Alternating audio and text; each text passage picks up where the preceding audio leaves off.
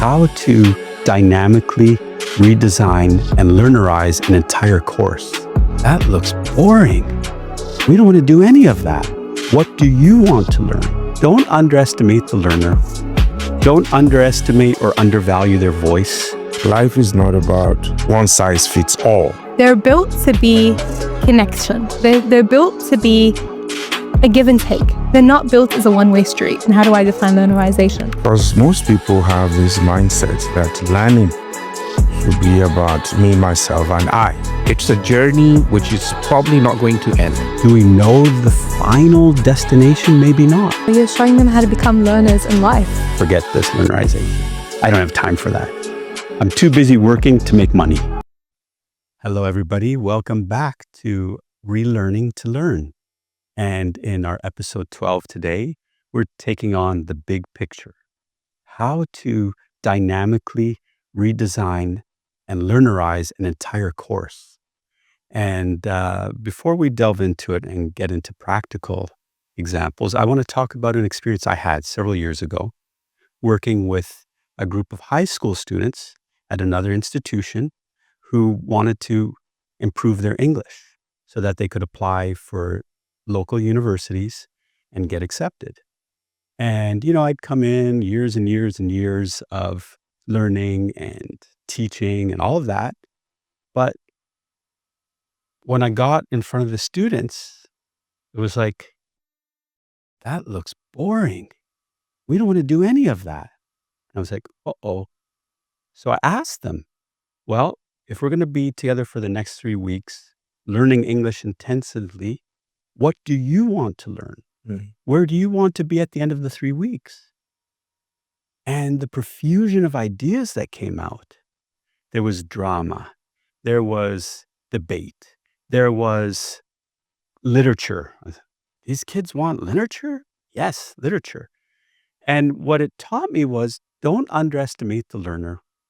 Don't underestimate or undervalue their voice. And give space. Because maybe, just maybe, how they redesign that course is going to be a significant enhancement over whatever I had in my bag of tricks. So that's an experience I had. And needless to say, it was a fantastic journey together. And so on that note, I'd like to open it up. And I have my dear friend, Dr. Akin, Dr. Muhammad, and of course, my former student, Miss Aya Zaina, back to talk about this. So, Dr. Akin, your experience. Have you ever tried to learnerize a course? What did that look like? And if not, going forward, what could that look like? Yeah, I'm actually looking forward to doing this, and it's going to start by talking about identity within that classroom space. So I think identity provides the foundation for what we're trying to do. And I think that actually resonates with your story.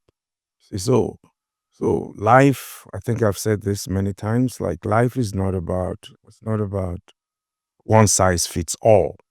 So it is about the affirmation of different talents and proclivities and sensibilities. So I think going forward is very crucial to emphasize this question of identity and how identity plays into the classroom context. And I'm looking forward to putting this into practice very soon, inshallah. Thank you. And I'm thinking on that note of identity, and I'll lob this over at Aya as a new TA. How can you harness identity in this process of learnerizing a course? And I've heard you in our earlier episodes talk about these really amazing dynamic experiences you're creating that are based on your own identity and your own experience as a learner, both what worked for you and what didn't. So how can we take what Dr. Akin's talking about, this identity piece, and use it to envision or co-create a whole course for a group of learners? To me, identity sounds like personalization, and it sounds like connection. And, I don't know about a learnerized course, but I know about a learnerized moment. So the seniors are graduating very soon, and part of their course, we had a little reflection moment. Mind you, we actually saw some tears here and there, even for the ones that didn't really they were so done with the semester. Saw a little bit tears and a little bit of reflection. Mm. And one student, she was kind of tearing up, and they're precious. And she was telling the brilliant professors that I'm working with, she was telling them, you know what? Wow, I felt like we had such shared success. It was both of us shared success. I'm like, wait, let me just write that on my phone. I need to say that in the podcast. And I'm like, and she was like, I felt like that was a shared success. And then I remember when my renderings didn't work and you let me use your laptop. I remember when you were there at 10 p.m., still in the office, and you cared. Like, you were just checking up on us. I remember, and it was because they formed such deep connections that he wasn't just there, or she wasn't just there to just give a class and leave. There was more of a connection. And I think, again, what design does is it's the process. It values the process over an outcome. And when it's a process-based, it's a process connection as well. Because through studios, because of the way they're dynamic, you're not just, they're built to be connection. They're built to be a give and take. They're not built as a one-way street. And I've said that so many times, a one-way street. But studios are so inherently built that I'm producing, you're giving, I'm producing, you're giving. So the classroom is just students working. They're working together. They're working with a professor. The professor's giving them comments. They're giving each other comments. And it's just work, work, work. And it's them producing and making. And it's because they were able to foster that sort of connection where they felt like they were there for them in the struggles and the heartache. And it was just such a beautiful moment because they were saying, forgive me if I ever felt like I did something to you. And they were like, yeah, but you did it for our sake. And I'm like, wow, that's such a learnerized moment. And being a part of that system, being a part of that idea. And I'm like, I feel like it's such an empowering and such a good positive note to leave out. And for me, I think that's what identity means. It means personalization. It means connection, on all different levels. I love that. That was so powerful. And building off of that whole idea of taking identity, taking process and centering that, and the co-creation, the partnership of, dare I say it, the mentor learner, the instructor, and the mentee learner, what you'd call students, working together so that everybody has a sense of engagement and achievement. It's almost the spirit of learnerization, and it weaves throughout a course. So for you, Mohammed, as I'm thinking about this whole process, and you've talked about structures, and you've talked about admin, and you've talked about that. If we were to learnerize a course, taking into account identity, bringing in this idea of process, have you had experiences where you were able to learnerize a course, or do you have insights now about what you might be doing differently on this path to learnerizing? Thank you, Rob. That's a great question, and I think I would be doing both. So I had no idea what learnerization was before the first episode. You bring it along, and while we are going through the episodes in this room, I can imagine and I can recollect moments of learnerization which I never knew were learnerization. So I was practicing it with the help of my students, with the help of peers. To be fair, even the administration at times brings in a lot of advice and guidance, which can be termed as learnerized. It's just that we don't know it as that concept. So I have been through that. But once again, as we go through this podcast, I've realized there's so much more to learn and so much more to do. So taking Aya's word, process, I want to convert that into another word that we have used so many times. It's a journey. So if you were to ask me what a learnerized course looks like, I've got no idea. I don't ever think I would be able to create an image of a learnerized, full-blown course. It's a journey which is probably not going to end. It's reflective. You have to think about it. You have to self-critique yourself. That's what makes a course learnerized. That is beautiful. As you're saying that, I was thinking about you as a designer, Aya, and I was thinking about your work in theology, well, both of you, and how we go to fundamental questions about who we are and why we exist and what reality is. But this idea of design, to me, goes to the core of learnerization. It's fundamentally a process of design and redesign. So the co-creating is happening not just once, not just before the first day of class or on the first day of class. It's happening on an ongoing basis, just like a journey. What do we know? We know that we want to grow, we want to move. Do we know the final destination? Maybe not. But are we negotiating some kind of shared, meaningful destination? A midway point even? Maybe. Akeem, your thoughts? Yeah, that's very good. All right. And so in terms of process, in terms of journey, is we can have a plan. So we can really think about how this is going to come together. See, eventually. So you start with the question, who are you? So going back to the identity question. So that connects with your identity, connects with your values, connects with your sensibilities, connects with your stories. You see? So, and then where do you want to go? So that's your dream. So you have a dream, you have a plan. And then how do you get there? Right? What happens when you get there? See, and how do you know that you actually you're there? You see, so it's not like saying, you see, at least you know that you're making a progress. It's not like what one philosopher said that, oh, when you get there, there's no there. You see, but I'm actually saying that once you have a realization, you know that you have that enlightenment. You're making a progress. You have that sense of transformation and growth. See, so that's what I have in mind. That's what I'm thinking about. Yeah. So you're creating this framework for your learners where it's a mindset for growth. Precisely. And it's a mindset to accept that journey. So that's leading me to another question, getting into the practicalities. So we've talked about syllabus. We've talked about student work and assessment.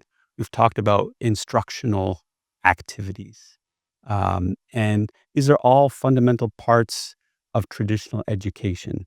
And I don't think anybody here is suggesting that they all get thrown out the window. No. By any stretch. But it sounds like we're talking about conversation.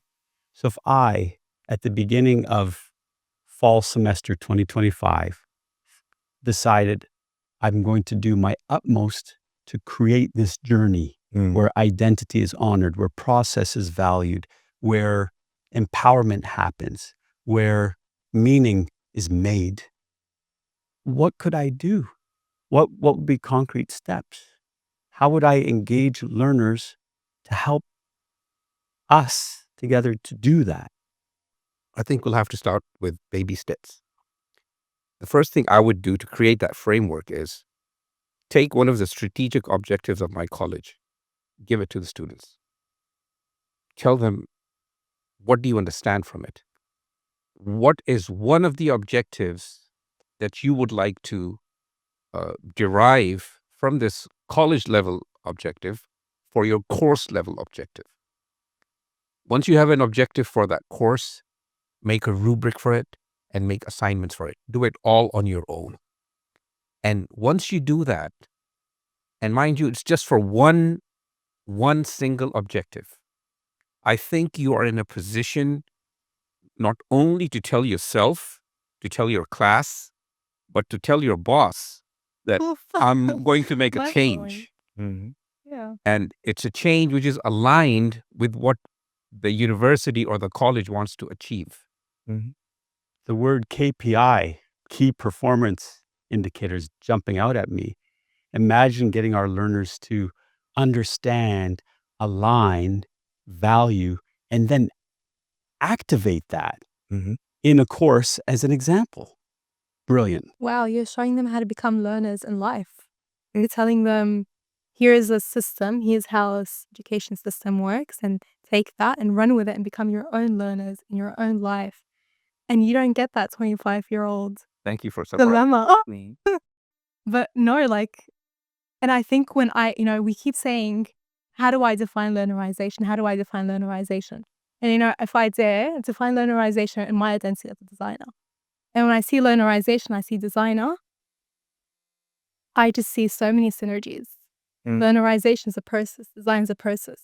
Design doesn't end when a project ends, it can continue. Learnerization doesn't end when the course ends, it continues outside of who you are with an objective.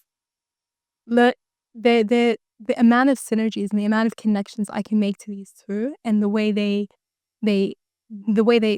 a mindset to it. Well, let's just talk about challenges Mhm. because Okay. this is all beautiful. Yeah. But I'm thinking about real world challenges. What are challenges that we might face and how might we address them? Hakeem. Mindset. Mm. So I think, the mindset, you see. So, because most people have this mindset that learning should be about me, myself, and I. Since, learning is it's about individualism. You see, but I think what we're trying to say here is that it should be about collaboration, should be about mutuality, should have that sense of synergy. So this is not about me, myself, and I. It's actually about understanding that it takes a village to raise a child. So it takes community. So it's about community building. It's about transformation and doing this together. Wonderful. That's beautiful. Muhammad on that. I think there are several challenges that we need to face in the process of relearnerizing or learnerizing a whole course. There's lack of awareness. That's the foundational challenge. There's the fear at multiple levels, at your personal level, at the level of what the students would think, at the level of what the higher ups would think, and what the system wants you to produce. There's also the fear of losing control, letting yourself or keeping yourself, I'll not say marginal, but perhaps take a step back and let the learners come up and make their decision. All these are various aspects of challenges that we feel for both personally and at the level of the teacher, the student, the system, and they need to be taken care of through small steps. Aya. I mean, there's little to add, but I think for me, it's, letting control of that. And I think learnerization is such a big idea. It's simple in terms and simple in mind, it's such a big idea. And I don't think, I can go in the class and be able to learnerize it, to be honest. I think I can take a step towards it. And I think steps and mindsets and systems that, that I can take at every phase, at every section, at every semester, I think that I can easily digest it. But letting control to that degree, because we're saying co-creation at every level. And that means a lot more dialogue and a lot more questioning. And it is a little bit scary for both ends. In fact, even for our students, there is so much overwhelming content to have an answer. Um, Yeah, I think these are some of the biggest challenges that kind of come up to me. Yeah, I think embedded in all of this, the elephant in the room is the extra work. And that doesn't mean it's not worth it. Mhm. So for me, it's about engaging with the process, with the baby steps, perhaps, and then realizing, yeah, it may require extra work, but can I be creative even about the work? If I, as an instructor, feel like everything's on my shoulders, I might feel overwhelmed. Forget this linearization. I don't have time for that. I'm too busy working to make money, Hmm. right? Silly, but you get what I'm saying. I'm too busy teaching to help them to learn. Dial it back. Take the baby steps. Look at what is manageable. So on that note, I'd like to see if each of you could just give a very practical final thought for our viewers out there, whether they're the learners in the instructor seat or in the student seat, about what they could do to experience learnerization in a course or create a learnerized course for themselves. I want to say it's exciting because honestly, I'm going to kind of take that as a final takeaway for, and I want to kind of relate it back to where I am in life at the moment. And hopefully that resonates with some of the audience. But a lot of the times I get asked, do you want to go down the professional route or the academic route? Because clearly they're two different routes, right? And, I am working at a firm and I am teaching at VCU. And they're like, what is your interest? I've always had the answer. I don't know, but I think I'm leaning more towards professional just because I can create and I'm able to make it real, right? That's kind of the first answer that comes to mind. That's But ironic, by the way. I know, because when I say That's the problem. that's the problem, because when I say right now, learnerization, you know what? Academia is co-creating. And when I get into a classroom, I'm not there to teach, I'm actually there to learn. And well, that makes me want to be part of the learning environments because it shows that idea of an instinct, right? That I'm there to teach and I'm there to give something. I'm like, oh, but I'm not really creating. I'm not co-designing. But you are co-designing. I just wasn't giving the liberty to the students. And this whole learnerization journey kind of shifts that perspective for me that I am producing in an academic environment as I am in real life, because in reality, they're not two different realms and they shouldn't be treated as two different realms either. Learnization is so sensible. It's so logical that I surprise myself. Why haven't I thought about it? Why haven't I taken these practical steps by improving my teaching and my engagement with my students? I think all learners need to go down that path. Thank you. Yeah. And what would you add? I think this is beautiful. It is beautiful because it's about including all voices and it's about building this sense of symphony from all these voices. And it's also about the ability to dance to that symphony. Whoa. Yeah. So thank you. Wow. I cannot thank you enough. I'm so humbled, and I'm a true learner here amongst sages in these seats, so enriched by you and the understanding as I walk away that I have been transformed just by this conversation, just by this space, and that learnerization is a way of life. It's a mindset. It's an identity. It is an enrichment. It is a journey. It is all of these beautiful things that we cherish in what it means to be a human being, growing and evolving. And I really look forward to our future episodes as we delve further and deeper and also expand on this dynamic process. Thank you so much. Thank Me you. too. Thank you. Thank you. What a Beautiful. pleasure.